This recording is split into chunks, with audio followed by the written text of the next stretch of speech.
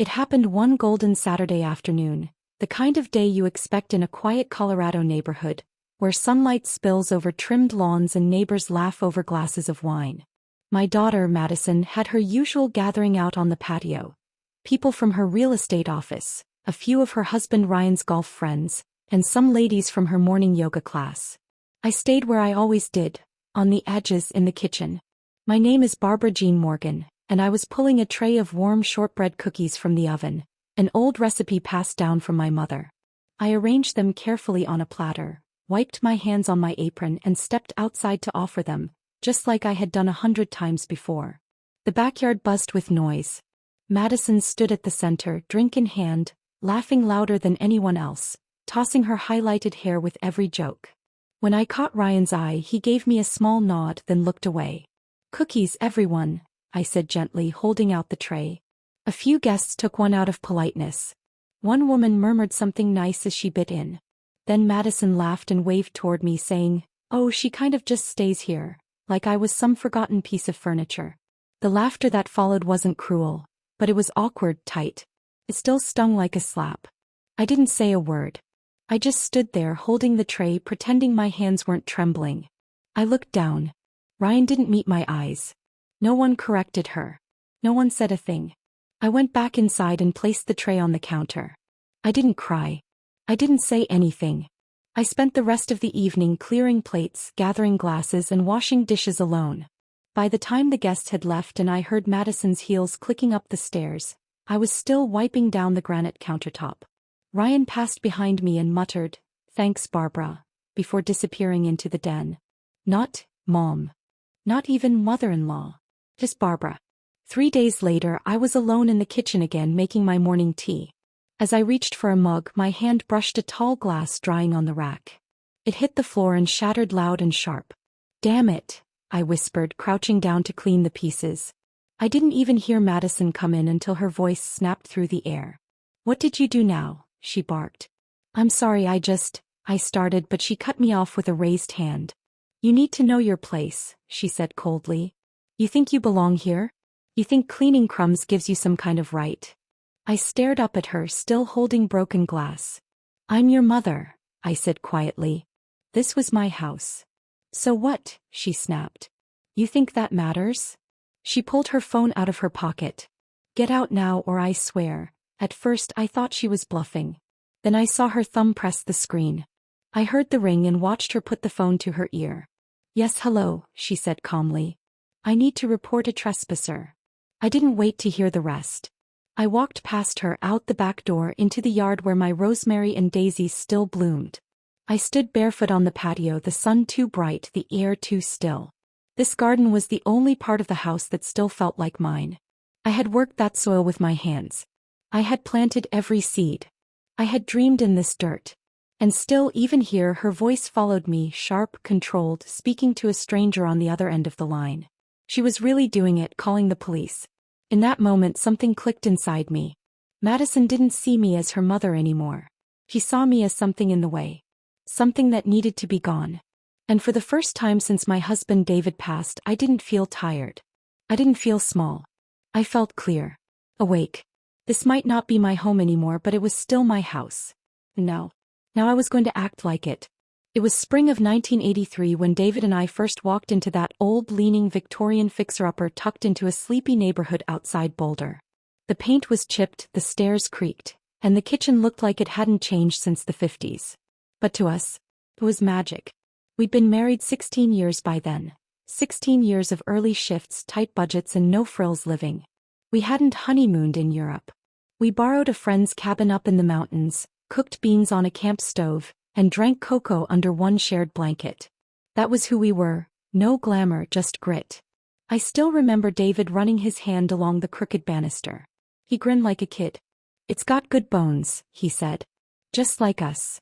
So we bought it, that tired old house with chipped shutters and patchy grass, and made it our own.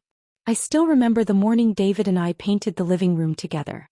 He was up on a ladder in his faded jeans, humming old country songs softly while I stirred the paint. Madison, just 6 at the time, danced barefoot across the drop cloths, her blonde hair tied into 2 messy little pigtails. "Careful, honey," David said with a smile, Or your mama's going to end up painting you instead of the walls." She twirled and laughed, already wearing a smudge of green on her cheek. We didn't have much, but we had love. Dinners on the front porch. Homemade Halloween costumes. Curtains I sewed myself. A backyard garden that was mostly weeds, but I called it mine.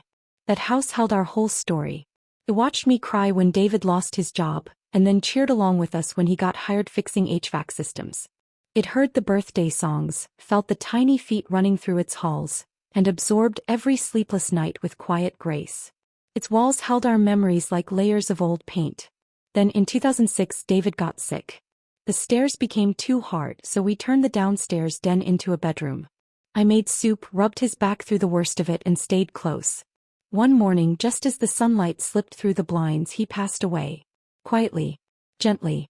I stayed in that house another 5 years after that. Every floorboard, every breeze through the curtains reminded me of him. Sometimes, walking past the living room, I could swear I still heard him humming. But grief has a way of making even the warmest home feel hollow. In 2011, Madison suggested I move in with her and Ryan. "It'll be better for both of us," she told me. "You won't be alone anymore. We've got the room now." At first I hesitated. That house was mine. No, it wasn't fancy, but it was filled with him. With us. It still smelled faintly of David's aftershave. But loneliness, it's a quiet thing and it wears you down. Eventually, even a ghost feels like company. So I said yes. I packed the photo albums, the good dishes, and the memories, handed the keys to a property manager, and moved into their guest room in the suburbs. At the beginning, it felt promising. Madison brought me tea in the evenings. Ryan helped hang up my framed pictures. I thought maybe, just maybe, this was my new chapter. A shared home, a closer bond with my daughter. But slowly the tone shifted. He started moving my things. My knitting basket vanished. My old wooden clock got replaced with some sleek digital one that didn't tick. Little by little, the space felt less like ours and more like hers. And I felt like a guest. Then came the rules. No cooking with garlic. No watching TV after 10. No visitors without asking. One afternoon, she gently told me my garden pots on the patio made it look cluttered. So I removed them. I always did as she asked. But something inside me had begun to stir. There's a certain kind of heartbreak that only comes from someone you raised. The kind that grows slowly and quietly, hidden beneath smiles and tight schedules. I kept telling myself to be patient. To wait it out. That this was just a phase. But what Madison didn't know, what she never even thought to ask, was that the old house still belonged to me. The deed, the title, every inch of that place was still mine. I'd never signed it over. Not to her, not to anyone. I kept the documents locked away in a drawer with old cards and letters, tucked behind snapshots and dried rose petals. Maybe it was mother's instinct. Or maybe I just knew deep down that some things, like a home, should never be given away too easily. And as I sat on the edge of the guest bed in her 2-story house, remembering David's voice, the smell of fresh paint, and the sound of Madison's childhood laughter echoing through our half-renovated home, I finally understood. I had given enough. When she married Ryan, I thought it would be good for her. He was polite, quiet, always offered to carry groceries. The kind of man who never interrupted. But I hadn't realized that his silence would give her space to become something else. Someone sharper, colder. It started small, like these things always do. "Mom, maybe don't cook with fish sauce. The smell stays. Could we skip fried food midweek? It just feels heavy. Would you mind being in your room by 9? We're trying to stick to a calming bedtime routine." At first, I didn't protest. I didn't want to be a burden. I cleaned up more than necessary, kept quiet, folded towels tighter than needed.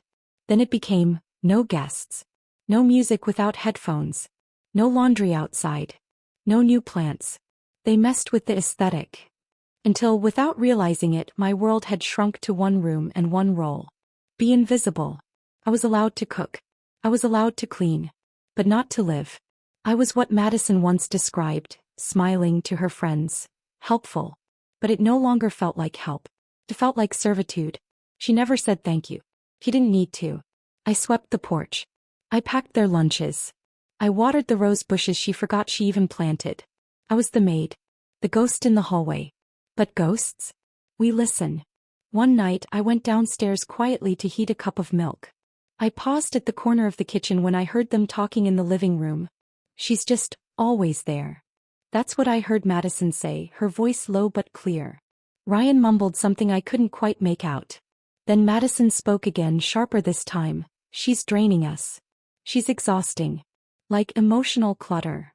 I stood frozen in the dark, one hand wrapped around a warm glass of milk, the other trembling. The hallway felt cold, but my ears burned with heat. Emotional clutter. That's what I was to her now. Not her mother. Not a grieving widow. Not someone just trying to exist quietly in the last bit of family she had left. Just clutter. A forgotten box in the attic. I backed away before they could see me and returned to my room, sitting in silence for hours, the milk long forgotten on the nightstand. But I didn't say anything. Not the next day. Not the day after. That's the thing about silence, it's not weakness. It's a ledger. And I was keeping track. Madison rarely raised her voice. She preferred the slow drip of passive jabs. But one evening she slipped.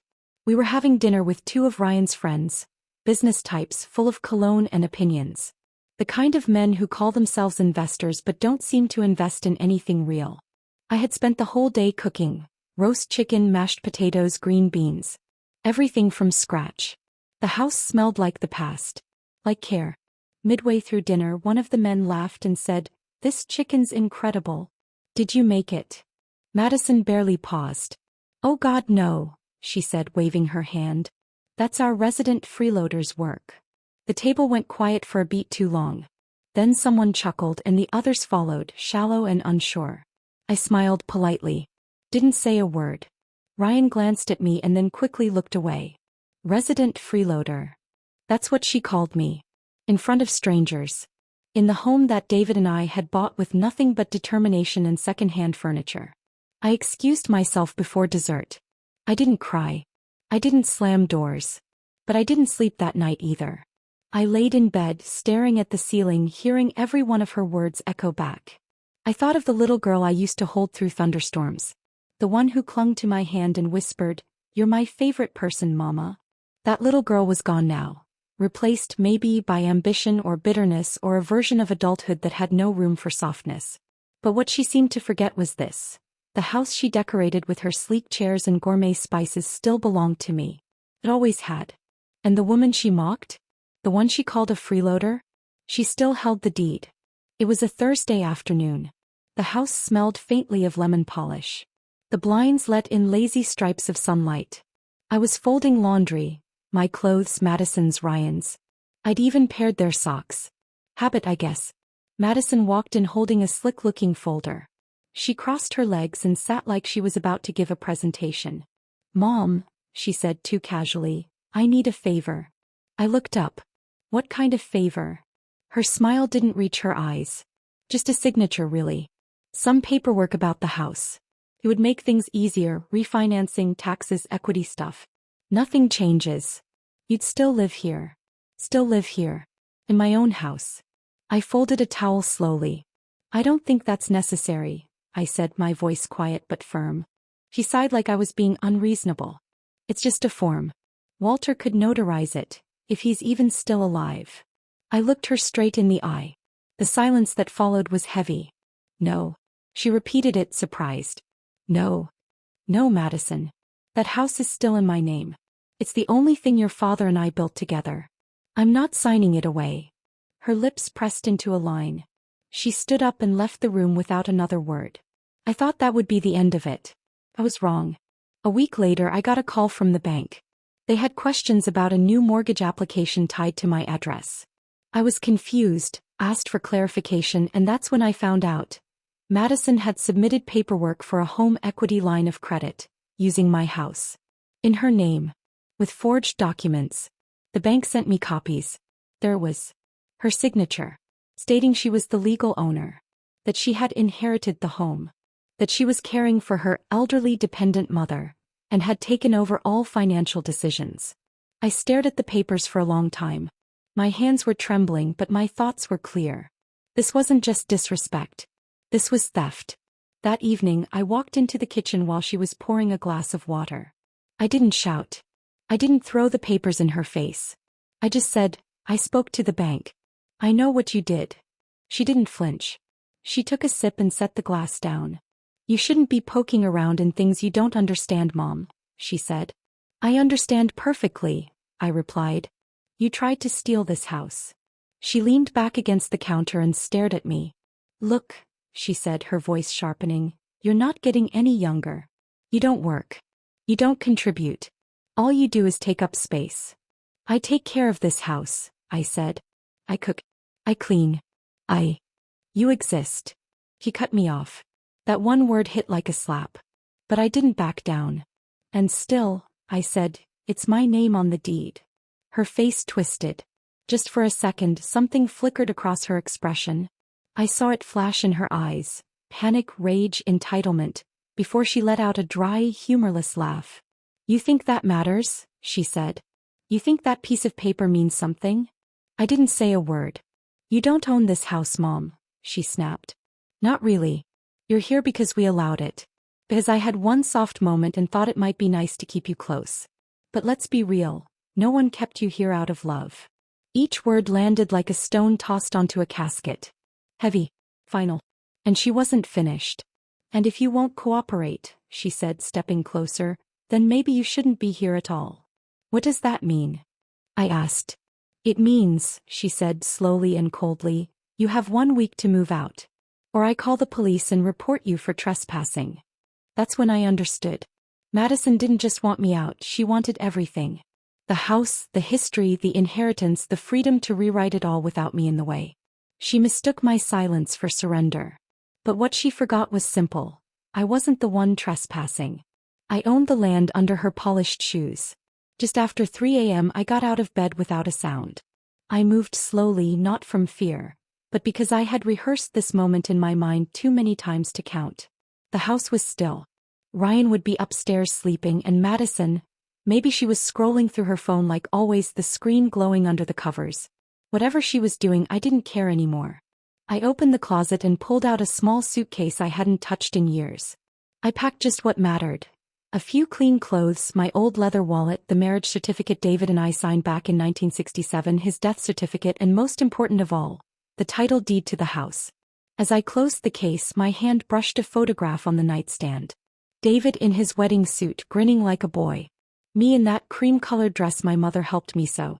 I wrapped the photo gently in cloth and laid it inside like it was something breakable. It was. Then I sat down at my little desk and wrote a note. Just a few lines. I didn't need more. Madison, I don't hate you. But I'm done begging for space in a home I paid for with my life. I have nothing left to give and nothing left to ask. I folded the letter and placed it under the porcelain teapot she always ignored. Then I slipped on my shoes, picked up my suitcase and walked out the back door for the last time. The early spring air was sharp and quiet, laced with the bittersweet smell of jasmine and wet pavement. I walked down the sidewalk with my suitcase humming softly behind me. I didn't look back. I checked into a small roadside motel just off the highway. It was clean. No frills. The kind of place where no one asked questions if you paid in cash. I sat on the edge of the bed for a long time, staring at the flickering TV screen and the plastic-wrapped cups by the sink. Then I reached into my bag and pulled out a card I'd been keeping for years. Walter Breener, retired attorney. David's best friend since high school. He was there at our wedding. He was there when David got sick. And when David passed. Thank God he was still alive. I dialed the number. Barbara, he said, his voice groggy but alert. Everything okay? I need to talk, I told him. Come by at 10, he said. Pie Place. That night I barely slept. Not from fear, but from the strange deep calm that comes after the last page of a long, painful chapter. At 9:45 the next morning, I rang Walter's doorbell. He lived in a cozy bungalow surrounded by lemon trees and hummingbirds. He opened the door wearing a cardigan and slippers, his reading glasses pushed up on his forehead. Come in, he said. You look like hell. But to be fair, you always did in the morning. I laughed for the first time in weeks. We sat at his kitchen table while I laid out the documents. The deed, the purchase agreement from 1983, the tax records, all in my name. She tried to take it from you, Walter muttered, flipping through the pages. But she can't. Legally, she doesn't have a leg to stand on. Barbara, this house is yours. Every inch of it. I want to sell it, I said. As soon as possible. He raised an eyebrow. You sure? Yeah, I nodded. I'm sure. He didn't question me. Just nodded and said, then we'll draft protections. You'll need a realtor. I already have someone in mind. I left Walter's house and walked 2 blocks to a small real estate office tucked between a florist and a laundromat. A lavender sign on the glass door read, Jessica Tran Realty. Jessica was in her early 30s, bright-eyed and sharp. Her mother used to work with me at the library, and I remembered Jessica doing her homework in the reading corner after school. She recognized me the second I walked in. I told her exactly what I wanted. Listed this week. No delays. No open houses. Just serious buyers. Jessica blinked once, then nodded. Understood. I'll handle it personally. That evening we met at the house, my house. I waited in the car while she walked the yard, taking photos and notes. I didn't want to go inside. Not anymore. When she came back, she handed me a clipboard. The market's hot, she said. You'll get multiple offers if we move fast.